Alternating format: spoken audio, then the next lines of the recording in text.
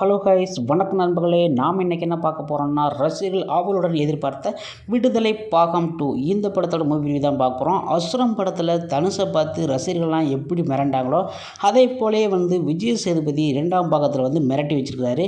அது எப்படிங்கன்னு பார்க்கறதுக்கு முன்னாடி நீங்கள் நம்ம சேனல் போச்சுன்னா மறக்காம நம்ம சேனலில் சப்ஸ்கிரைப் பண்ணுங்கள், லைக் பண்ணுங்கள், ஷேர் பண்ணுங்கள். வாங்க இந்த படத்தோட ஸ்டோரிக்குள்ள போகலாம்.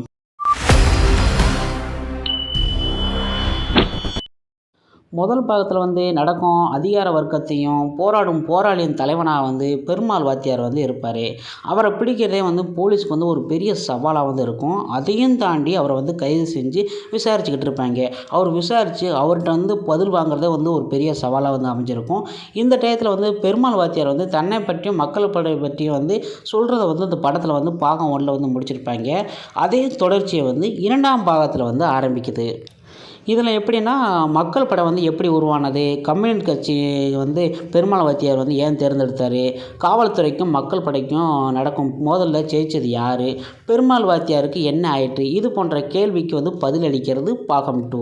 இந்த படத்தில் பெருமாள் வாத்தியாராக படம் முழுக்க விஜய் சேதுபதி தான் இருக்கார். பள்ளியில் பிள்ளைகளுக்கு பாடம் எடுக்கும் சாதாரண வாத்தியாராக தொடங்கி மக்கள் படை தலைவனாக அவர் மாறுவதற்கான காலம் வர நடிப்பில் முதிர்ச்சி காட்டியிருக்கிறாரு. விடுதலை 2ல் பரபரப்பாக ஸ்டார்டிங்கில் ஆரம்பத்தில் நல்லா விறுவிறுப்பாக போய்கிட்டு இருக்கும். விஜய் சேதுபதியோட நடிப்பும் வேறு லெவலில் இருக்கும். அதே மாதிரி ராஜீவ் மேனன், அப்புறம் சேத்தன், மஞ்சு வாரியார் இவங்க கொடுக்கப்பட்ட கதாபாத்திரத்தை அழகாக நடிச்சிருப்பாங்க. ஆனால் சூரி இந்த படத்தில் 10ஓட 11 தான் கூட்டிருக்காங்க. அந்த படம் முழுக்க விஜய் சேதுபதி தான் இருக்கிறாரு. வெற்றிமாறன் சூரிய ஏமாத்திட்டாரா அப்படின்னு தான் தெரில.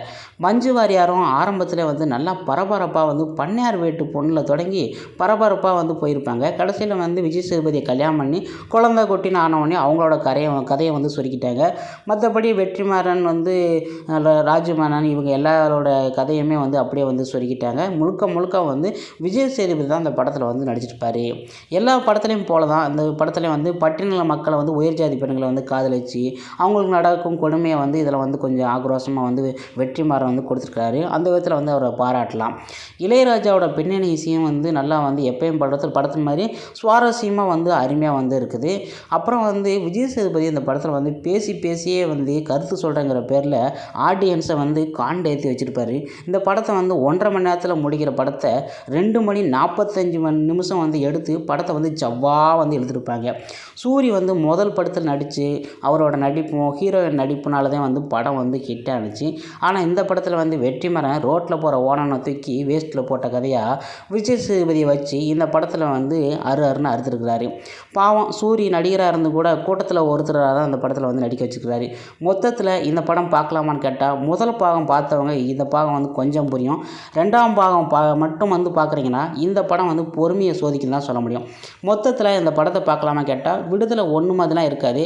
ஏதோ எடுக்கிறோம் விஜய் சேதுபதி வச்சு எடுக்கலாம் அப்படின்னு சொல்லிட்டு இந்த படத்தில் வெற்றிமாறன் எடுத்துருக்காரு. இந்த படத்துக்கு நான் கொடுக்க வேண்டிய ரேட்டிங் 5க்கு 2.5 தான் கொடுப்பேன்.